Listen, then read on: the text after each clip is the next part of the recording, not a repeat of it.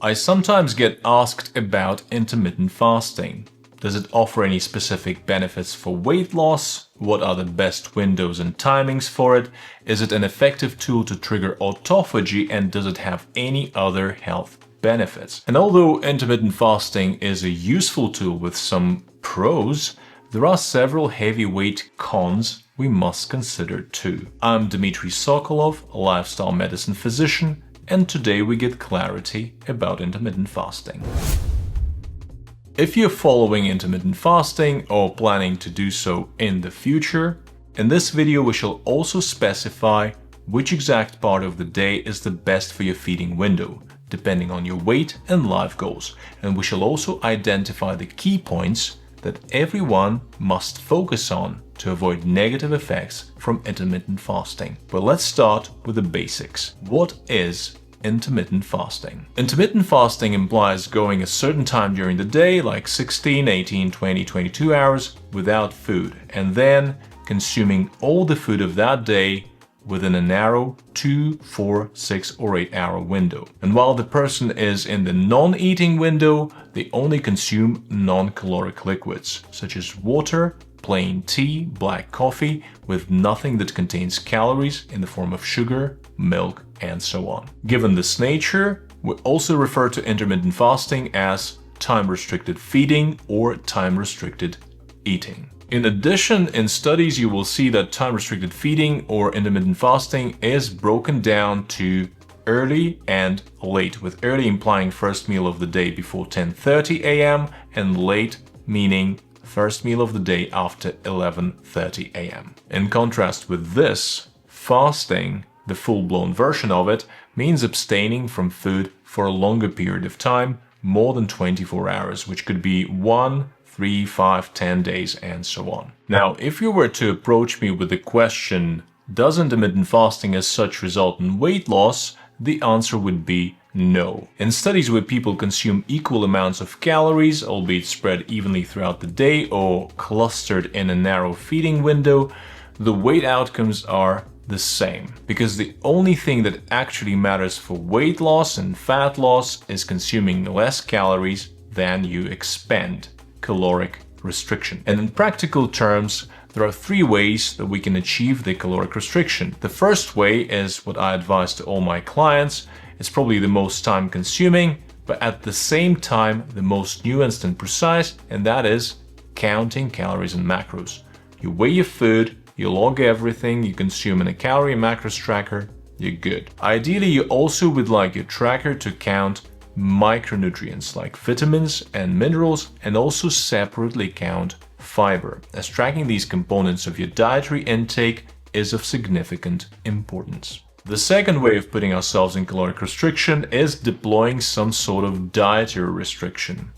That means restricting specific types of foods that are usually calorie dense or have calories that are easy to consume and utilize. For example, cutting out sugar, processed foods, high-fat foods, nuts and seeds.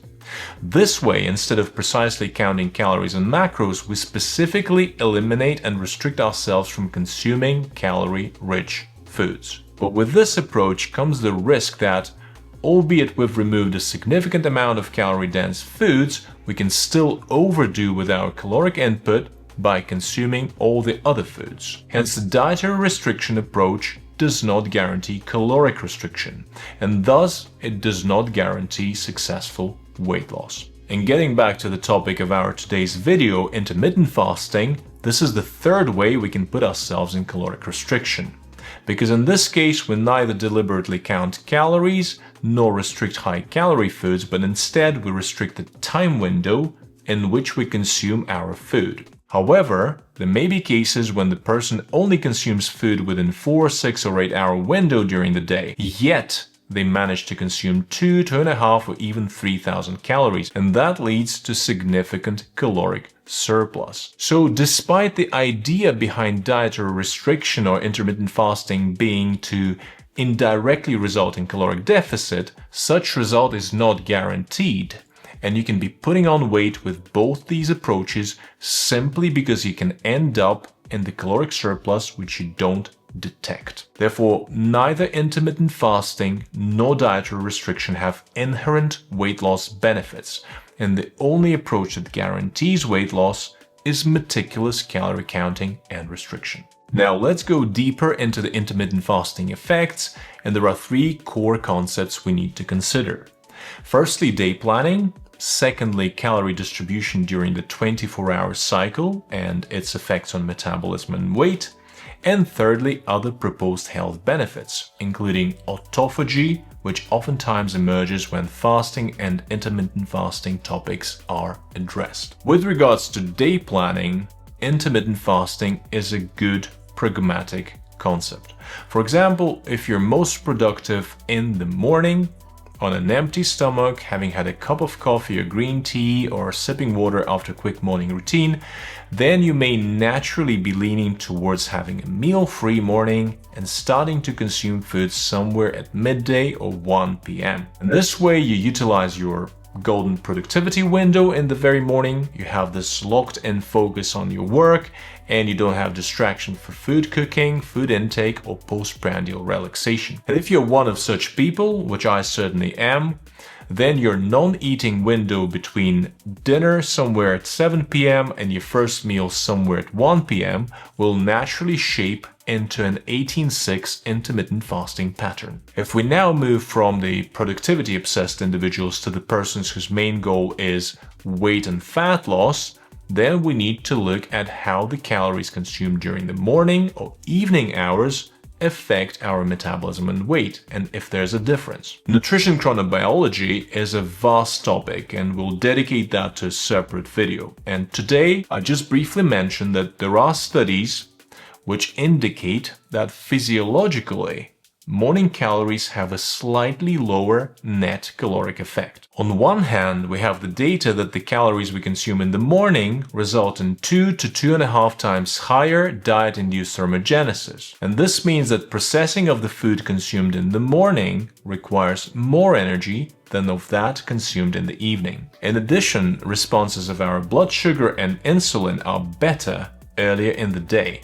and this results in better metabolic handling of the morning calories. On the other hand, despite these effects on thermogenesis and glucose handling, the studies also show that over a prolonged period of time, on a calorie-matched diet, people have similar weight loss outcomes, regardless of consuming most of their calories in the morning versus in the evening. In addition to that, studies show that front-loading calories with a rich breakfast results in less hunger during the day, which may help with reducing daytime cravings and making compliance with calorie restriction easier. To summarize this part of the video, if your main goal is the most effective weight loss, you should consider intermittent fasting with early feeding window. For example, 16-8 pattern with a feeding window between 8 a.m. and 4 p.m. This will most likely reduce hunger during the day and help you to adhere to your caloric restriction. However, if you're not targeting weight loss and you find the idea of focused, productive first part of the day appealing, you may follow a late intermittent fasting with the same 16-8 pattern, but with a feeding window starting at midday. In addition to the already mentioned improved insulin sensitivity, early time-restricted feeding also provides other metabolic health benefits such as improved lipid profile and improved blood pressure. Now let's discuss the effects of intermittent fasting in the context of a very popular topic of autophagy. Autophagy essentially is a process of intracellular cleanup when in the conditions of fasting our insulin levels drop, mTOR complex 1 inhibition occurs, our body enters a state of ketosis, and the cells start auto-digesting degraded and misfolded components inside themselves. Again, this is a whole very broad topic, but if we condense this to the key point level, then abstaining from food for 12 hours results in minimal autophagy induction. Our liver glycogen levels are still sufficient,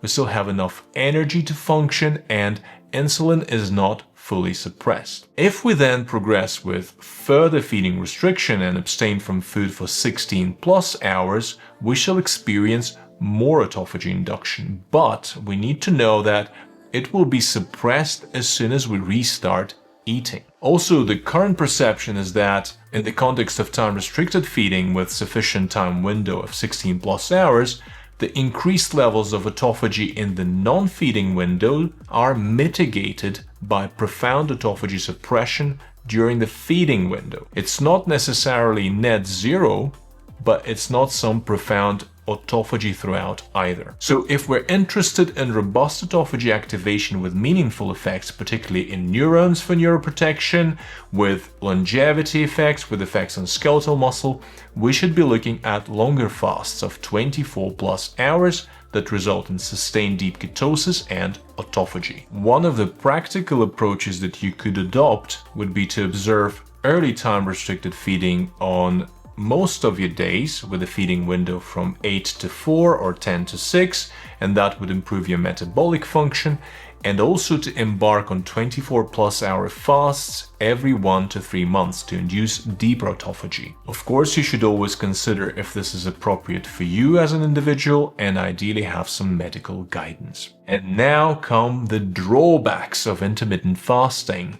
And the main massive drawback is the risk of nutrient deficiency, which particularly applies to narrow feeding windows of 2 to 4 hours. In order to consume sufficient amount of nutrients, particularly protein, fiber, and micronutrients, we need to have a really careful and thorough meal planning system in place. Without such system, we end up with a gamble. We either intuitively eat nutrient-rich and then we probably are all right, but if within the narrow feeding window we've got we consume nutrient-poor junk, then nutrient deficiency is guaranteed. And instead of the expected health benefits, we shall be piling further health issues. The biggest problem is with protein. Ideally, protein should be spread more or less evenly across the meals of our day for its optimal absorption and use for the physiological processes, most importantly muscle protein synthesis. Yes, there are certain types of protein, for example casein, which we can consume in a huge 100-gram dose.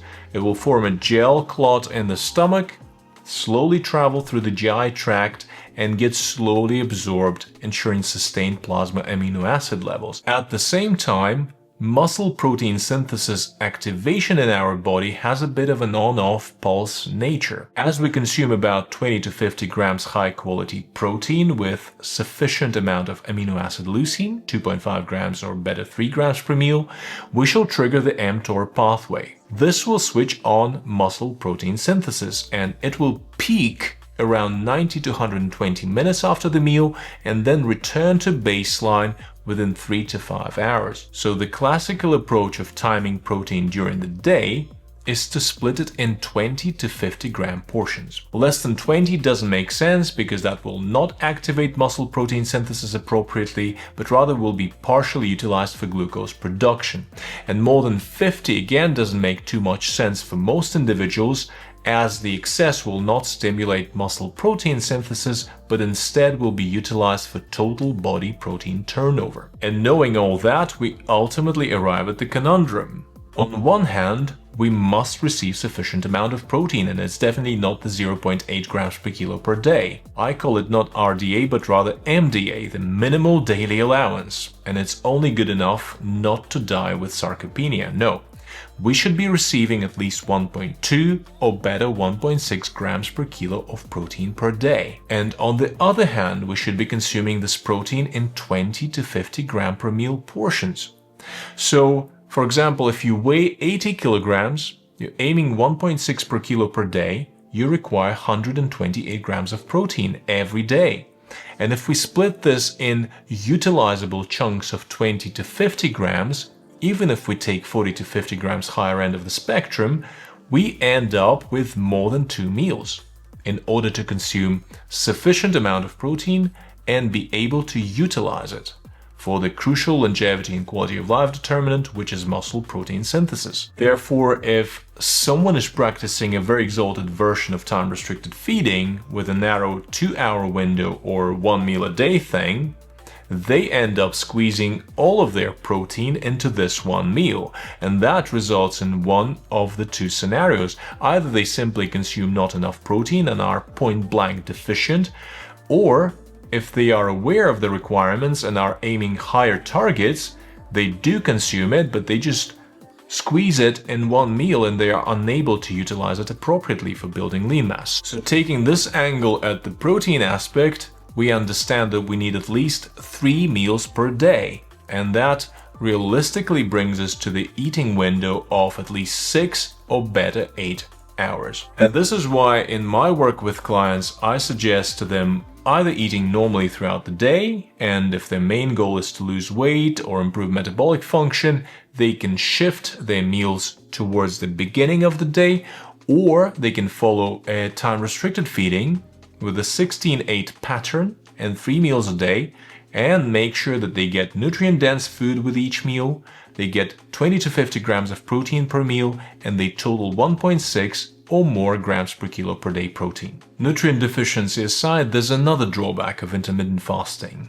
It's the illusion of its magical inherent properties leading to inevitable weight loss. As we've discussed today, regardless of intermittent fasting, you must be in caloric deficit to progress with weight loss. So please don't get yourself fooled. If you overdo your caloric input, you will not lose weight no matter the intermittent fasting. So let's sum it up. Intermittent fasting or time-restricted feeding is no magic wand for weight loss. Weight loss will only occur if your time-restricted feeding features caloric restriction, either intentionally or unintentionally. Also, if you're aiming weight loss and fat loss, it's best to opt for early time-restricted feeding, mainly because it's associated with better hunger control and improved insulin sensitivity.